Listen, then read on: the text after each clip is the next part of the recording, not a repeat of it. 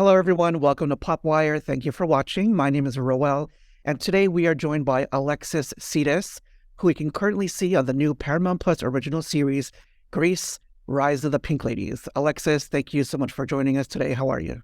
Thank you for having me, Roel. I'm amazing. I'm amazing. I'm Yeah, excited. your character has a lot of stuff going on pretty soon, right? I'm excited about that. Yes. Um, Yes. After episode 5, we can see yeah. a little bit more of him. So, to start off, how would you describe your show, Grease: Rise of the Pink Ladies?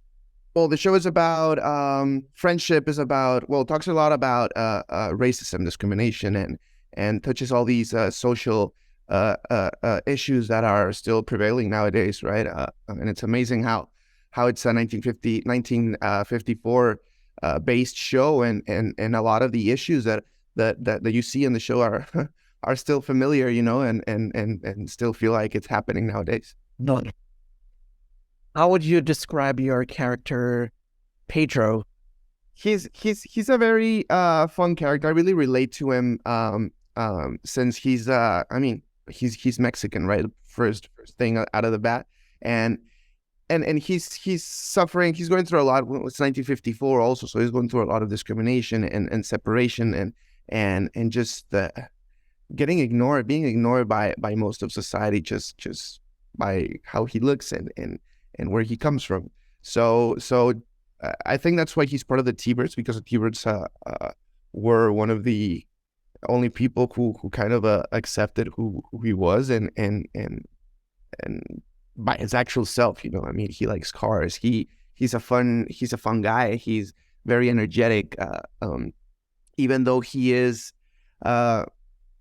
he kind of shows off a little bit of toughness in the show. It's because he wants to be, he's part of the T-Bird, so he feels that he needs to belong, and that's his way of belonging within the T-Bird, showing his kind of toughness. But I think deep inside he's a very lovable guy, fun guy, and he's quick to come up with a joke and relieve the situation. Yeah. And you just mentioned that Potato is fun and energetic. Your character and Cynthia, played by Ari Notar Tomaso, are my two favorite characters on the show. So Thank you. yeah, right. And you two, the two of you look like you're just having so much fun and you're having a blast. What is it like playing that character? Amazing, amazing, and mostly because this is not your common show, right? Like, in terms of the acting, right? The acting that you do in this show is kind of theatrical, and you can kind of feel it with the opening number, which is "Grease is the word," right? That sequence shot. It's very sequence shot. That video, the music video. So it kind of gives you that feel of it kind of being like you being in the theater, and all these moving parts that are happening, and it was just, for me, it was easy because, I mean, I'm a Latino, right? And first of all, so I'm a very expressive guy. Like, I like to use my hands a lot. I use a lot of face expressions. So those are one of the things that I struggle once I started in TV and film, because once you start in TV and film, one of the things that they teach you is don't go too big on your face expressions or hands. You don't want to distract people, audience from with your hand gestures, and all that. So, and theater is not like that. In theater, you got to go big for the person all the way in the back to hear you, you know what I mean? And to see you and see how your emotions are and everything. So here there are a lot of characters, so we really needed to show off, our characters. And it really helped me. It really helped me being that energetic and just enjoying the part. It was also my first part in a big production, so Congratulations. it really helped me a lot. Thank you. And that actually leads into my next question. So you mentioned you have a background in theater. Yeah. And for your role as Pedro or Potato, as your big breakout role, was there anything that you learned in your theater days that you were able to apply to your work on this show? Just the confidence, the being, I mean, obviously I was nervous because it was my big production and everything, but I was never afraid to go big. I was never afraid to let myself loose. That's one of the things that I really think helped me a lot.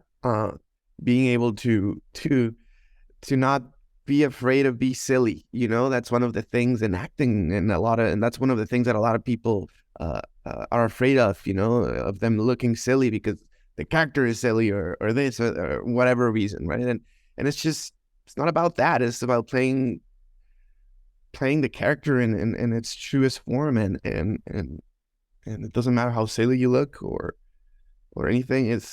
It's what the character is, and it also, it's not silly at all. Like it also is not only silly. Like there's a lot of moments that we get from Potato, a lot of deep moments, emotional moments that allowed me to explore my range as an actor.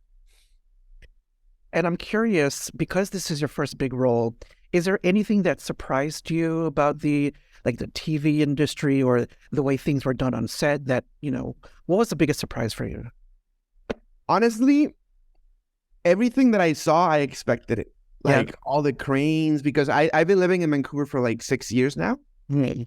So I'm pretty familiar with the industry. I mean, I see it on the street and everything. So you get to see all the cranes and all the equipment that they use, and you see all the actors and the everything. So what I would say the most is just I just couldn't believe I was part of this. Like I was telling you, this is my first professional gig, and just that plus being Grease, being part of the Grease franchise. And not only that, but being part of the T-Bird gang, and not only that, being able to sing, dance, and act all at the same time. Like everything's just, coming along together. So I just couldn't believe more than what I expected. I mean, everything was as expected, like big cranes, all the preparation, everything. I was just in awe, but I was more than that. It's just,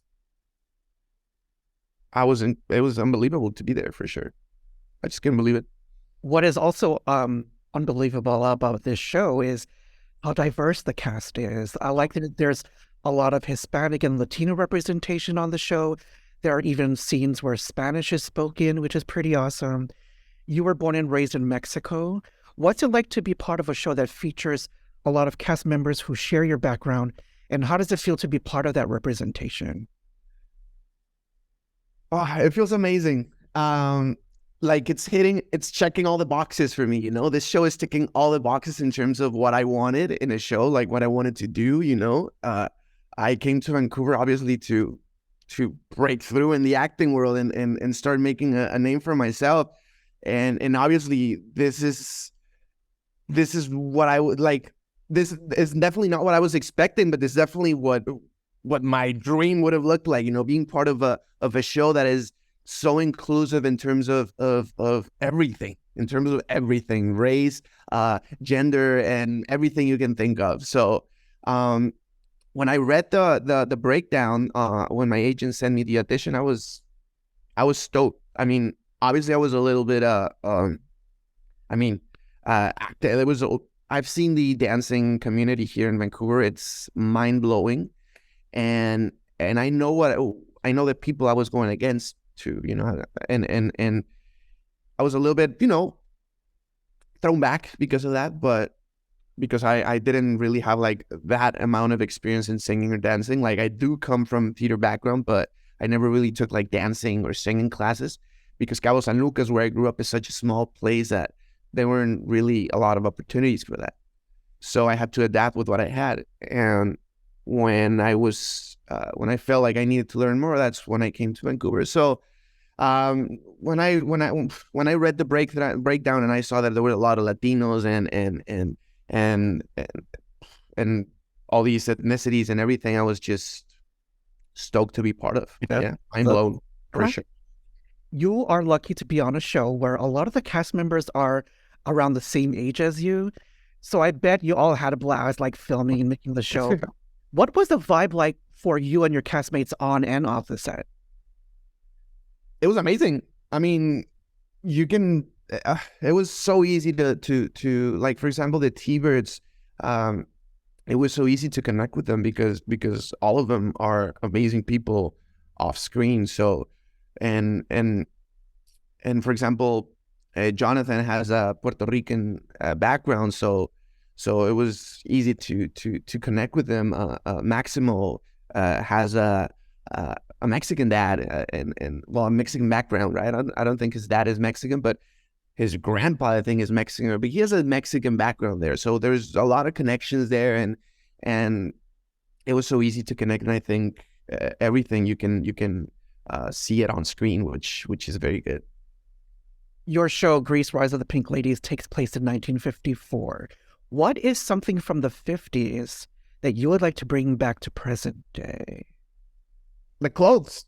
I was so like every time that I went to costumes and I would have to try we would have to, like, they would give me a bunch of clothes, right? For this is for episode 4, and it was like a bunch of options, and I would spend like 5 hours, there trying clothes and taking pictures and this one, and they would send into production and they would choose which, but I wanted to keep with every single piece. I was just going to ask you that. Yeah, did you get to keep any of it? A lot of socks. That's for sure. I got to keep a lot of socks. No. But no, unfortunately not there, because hopefully there's going to be, not confirmed yet, but hopefully there's a season 2. So that's why they keeping a lot of the clothes. But I'm sure that whenever they don't need any clothes, they'll let us know, because I really want some of it. One particular thing that I would like, one particular fashion trend that I would like for it to come back is the high waist pants. I love them. I love the ones that go all the way to the belly button. I'm in love with those. You know what? After the show has had its run for however many seasons, it would be awesome if they let you guys keep the jackets, right? I mean, that would be amazing, right? Wouldn't that be something? That'd be so cool. Wouldn't that be something? Yeah, that would be so cool. Yeah, for sure. I mean, I think the jackets were specially made. Like, I feel so lucky and humble, because they were specially made for us. Like it was some company here in Canada. I don't know the name right now, but they made them specially for us, and that made me feel a little bit special. Before we continue, we have a PopWire question from you from Araquel, who plays Peg on the show. So let's take a look at that now. Okay. Hey, I'm Callie Hu from Grease, Rise of the Pink Ladies on Paramount+, and my PopWire question to you is, if you could belong in any fictional universe, live in, and decide who your best friend would be, who would it be and why? Okay. This comes from my childhood. Okay. And this is where I learned a lot from loyalty. It seems weird, but if I could live in a universe, would be Toy Story. Yes. Okay. Toy Story, and my best friend, I think, would be Buzz Lightyear, because there's a lot of loyalty with him, and I always looked up to him, and as a kid, and yeah, I think Buzz Lightyear would be my best friend. How crazy was it? I think it was in Toy Story 2 where Buzz got like glitched and he started speaking Spanish. Did that like blow your mind? Yeah, that is true. When we had the little hat and it was the pink tutu, right? Was it? Something like that, yeah. Yeah, I love it. Yeah. Yeah. There are still a couple of episodes to go before we reach the middle of the season. What can you tease for the next 2 episodes, episodes 4 and 5? There's a lot happening for sure. There's not too much I can tease about, unfortunately. But let's just say that for my character, he ends up keeping the cherry on the top. Let's just put it that way. Okay, awesome. All right, well, thank you everyone for watching. Don't forget to like, comment, and subscribe, and click the link in the description below to get your free trial of Paramount Plus to watch Alexis on Grease, Rise of the Pink Ladies. Thank you so much, Alexis, for your time. Thank you so much for yours. Have a good day.